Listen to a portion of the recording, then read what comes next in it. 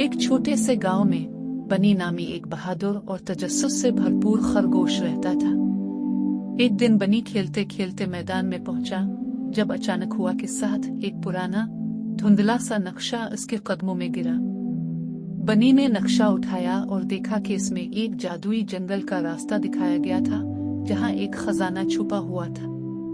बनी के दिल में तजस्सुस भर आया और वो फौरन इस मुहिम पर निकलने का फैसला कर बैठा। बनी नक्शे को देखते हुए जादुई जंगल की तरफ चल पड़ा। जैसे ही वो जंगल के अंदर दाखिल हुआ, दरख्तों के सुनहरी पत्ते चमकने लगे और हवा में एक अजीब जादुई एहसास फैलने लगा। हर तरफ से फूल और दरख्त हल्की सरगोशियों में बातें कर रहे थे, जैसे जंगल में कुछ खास था।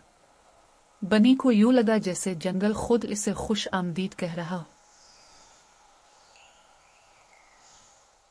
चलते चलते बनी एक बड़ी चमकती हुई क्यूरियोसिटी की गार तक पहुंचा। गार का दरवाजा बंद था और बनी ने सोचा कि अंदर कैसे जाए। अचानक गार के दरवाजे के ऊपर एक चमगादड़ नमूदार हुआ। बनी को लगा कि इस चमगादड़ के बगैर गार में दाखिल होना नामुमकिन है। चमगादड़ ने बनी को एक पहेली दी, दिन के बगैर रात किया है। बनी ने सोचा और फौरन समझ गया ये चांद और सितारे थे। जैसे ही बनी ने जवाब दिया, गार का दरवाजा खुल गया और बनी अंदर दाखिल हो गया।